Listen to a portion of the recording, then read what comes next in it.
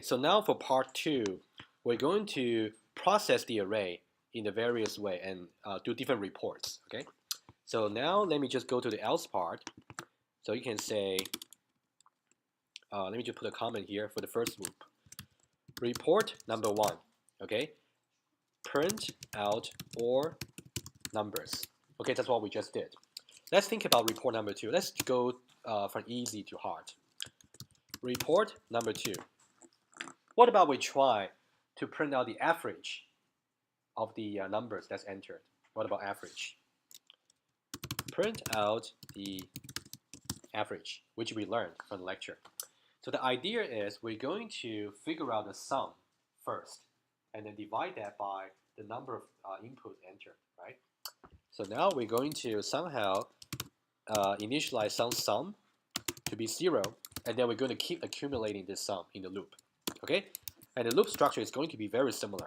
Again, you're going to say integer I equals 0, and then you will only consider the numbers that have been entered by the user. Okay, for those unfilled slots in the array, you can ignore it. So that's why we say number of inputs entered here, I plus plus. The header for the for loop is going to be all the same. And then we'll say sum equals sum plus numbers I. That's one way. Or you can simply say sum plus equal numbers I. That will also work, just a shorthand, as we explained at elementary programming lecture. Okay. So after this, everything's integer. So now we can say double. Let's say what about the average? Average is equal to. So now we're going to do the cast. Remember, double, and then we'll do sum divided by. Tell me if this is right or wrong. If I say numbers dot length.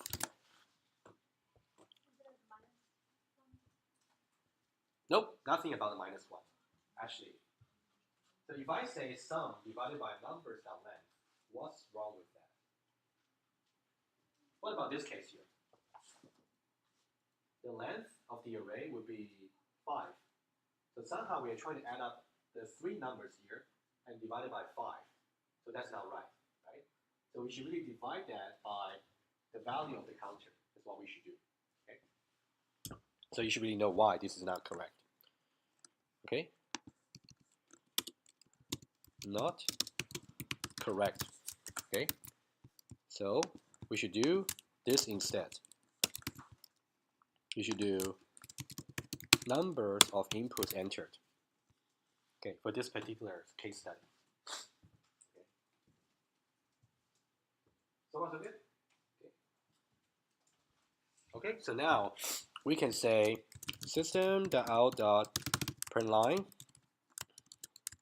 average of these numbers is plus the average. Let's give it a try. Okay. If you say how many numbers, what about just 5? So now if you say 10, I want to continue, yes. What about 15? I want to continue. So far it's 25, right? Let's make it another 25. What about 25? So it's 50. 50 now. Would you like to enter a new number? Yes. Let me make it 0. So far the sum is simply 50, and we have entered 4 numbers. And I want to stop. And good. You can see we have entered 10, 15, 25, 0. And the average is simply 12.5. Okay, you can see what I'm doing now, right? You can do the various processing on the array. So average is just one of them. Okay, let's try something which we didn't cover in on Monday. Let's say report number 3. Report number 3. Let's say print out the maximum of maximum. I think this is something maybe I will also talk about on Monday. but it might be good to preview that today. And from your quiz number 2 last week, remember strategy 1. The idea is we are going to maintain some kind of temporary maximum. Maybe you set it to be the first element in the array. And whenever we see anything that's strictly larger than the temporary maximum, we're going to update that temporary maximum to be that large number. And we keep doing this until we reach the end of the array. That's sort of the idea. Okay, I'll show you that. I'll show that to you. So let's do a for loop. First of all, let's say integer maximum is simply equal to numbers 0. There's at least one number that's entered, right? So we can safely do this. Okay, just say that temporary. You can say it's a temporary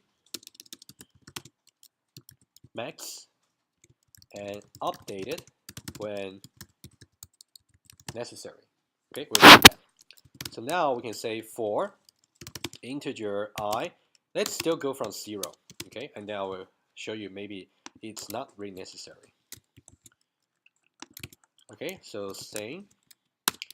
So now we also run a debugger for this, so you can actually see how that works. So now if I do, let me show you how to update this. It's very simple. To say if the current elements we are looking at, okay, numbers I, is strictly larger than the maximum we have maintained so far.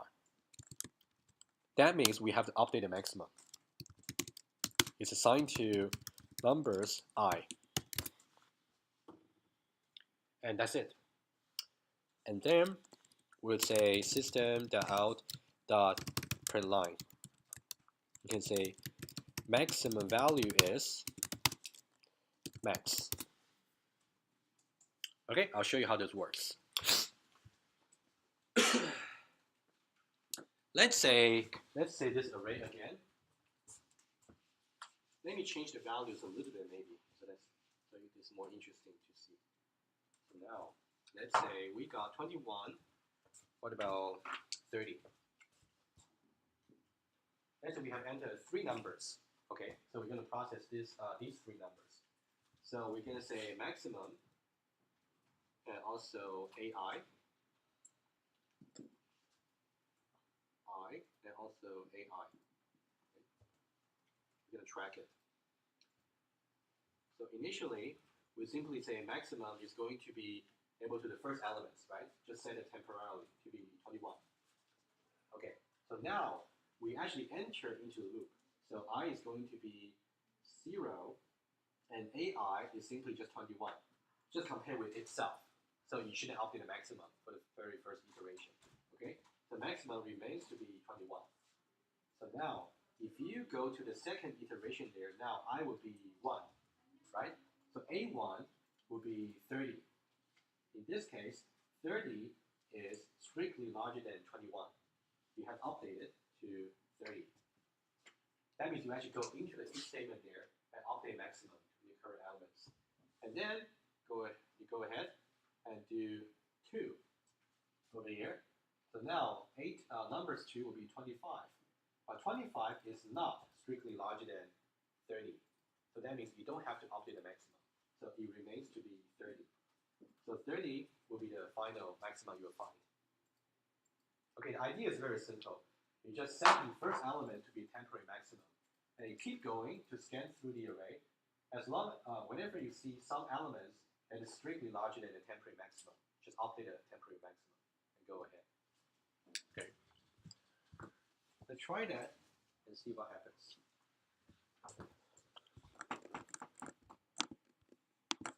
Let's say 5 numbers. Let's say 35. Yes. What about 21? Yes. And then 67. Yes. So 3 numbers. What about just one more number? 89, let's say. And then I'm done. So now somehow you'll calculate the average, and also you can see the maximum value is 89. Because I enter, you can see 35, 21, 67, 89. So 89 certainly is the maximum. Okay, and exercise for you. How do you figure out the minimum? Exercise, print out the minimum. Idea will be very simple. You maintain some temporary minimum and then update that when necessary. So all you gotta change will be the if condition here. Okay. Yeah. Okay, we have 10 minutes. We can do one more report. Let's do the check to see if all the numbers are positive. I think that's something we did as the last exercise on Monday. Okay, let's do that. Okay, let's say report 4. Report 4, print out if all numbers are positive. Okay, so again, we're going to have a Boolean. We're still going to have the loop header. Let's do that first, and then I'll show you how to do that. And this, okay, like that. And we're going to maintain some Boolean variable. Okay, all are, what about all positive? There's got to be some initial value here. So the idea is we actually want to accumulate the Boolean result, as I explained on Monday. Let me just briefly remind you about it quickly.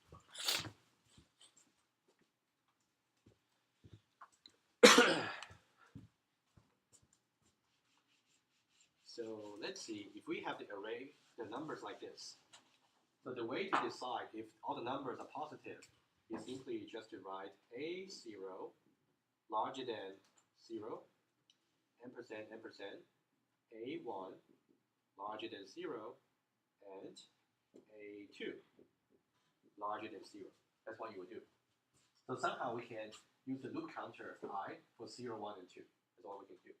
So now for the conjunction here, as you can see, all the results of the Boolean expression here are conjoined together. So somehow you have to accumulate that. So if you have the all positive here, you have to say all positive is assigned to whatever value it is currently, together with what's the current result. Right? That's what we said in the class on Monday. Okay, that's something you should really think. If you really still get stuck with that, you can come to my office hours. Okay, and the reason that we put the initial value for all positive as true is simply because we need some initial value for us to accumulate into. If you put true, that is okay, because true and something is simply that something there. Because when it is true, then you cannot make any conclusion yet. You have to evaluate this as well. Still, however, if you actually put false, then it's going to be disaster. Because if you put false here, it doesn't matter what this is, it'll be false anyway.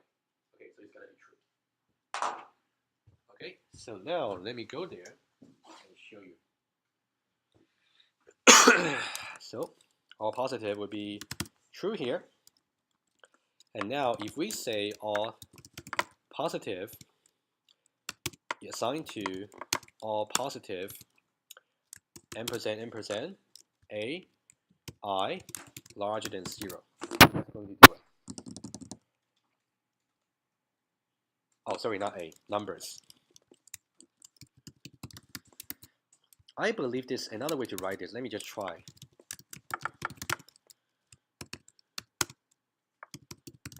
I'm not sure if that will work. I'll just try. And never mind, it's not gonna work. Never mind, I thought it would work. Anyway, that's how you write it. And remember on Monday, I also asked you about if I simply move this part out, and would that work or not? Remember? No. Javen, want to explain why?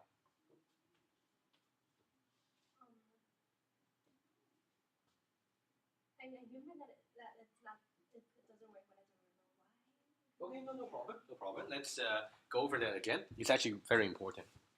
So apparently, if you got rid of that part, with the ampersand ampersand over there, which means you have no accumulation. Okay, if you have no accumulation, let me show you two arrays to compare. Let's say this is one array. Let's say we got maybe a negative number here. Let's say it's -1. Let me just, to avoid confusion, let me just put an array like this. That's easier. So 21 minus 1, 25. Another array, let's say over here, 21, 25, and minus 1. So you can see in this case, the negative number appears in the middle of the array. In this case, it appears at the end of the array. So now, let's try to run this in our mind, the for loop.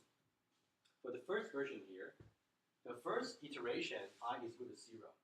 So 21 larger than 0, true. So we're going to assign all positive to be true.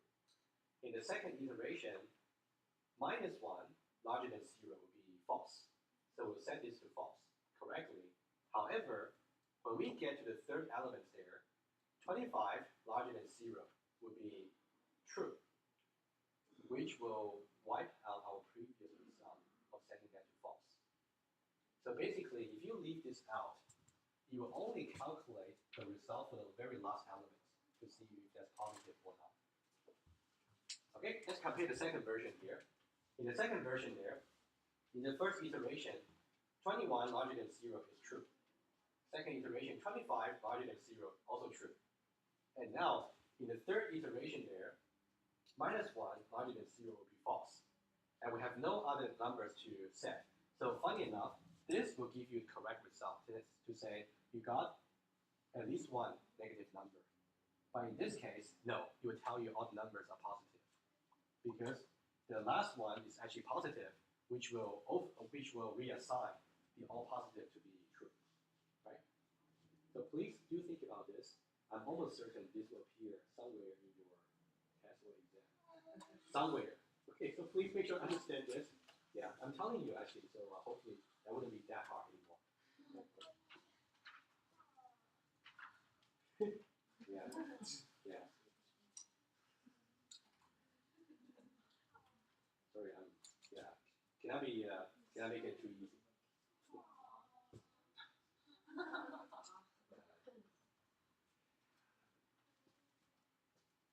Don't worry, that might be the most difficult question of these two. Maybe. We'll see. Okay, that's good. The correct way of saying this would be that. Like that.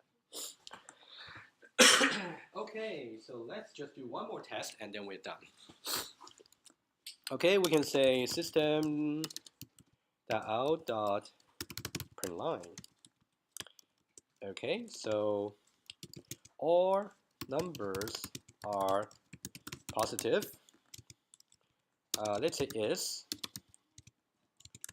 plus the value for all positive, either true or false. Okay, so let's try. Go there. Let's say three numbers.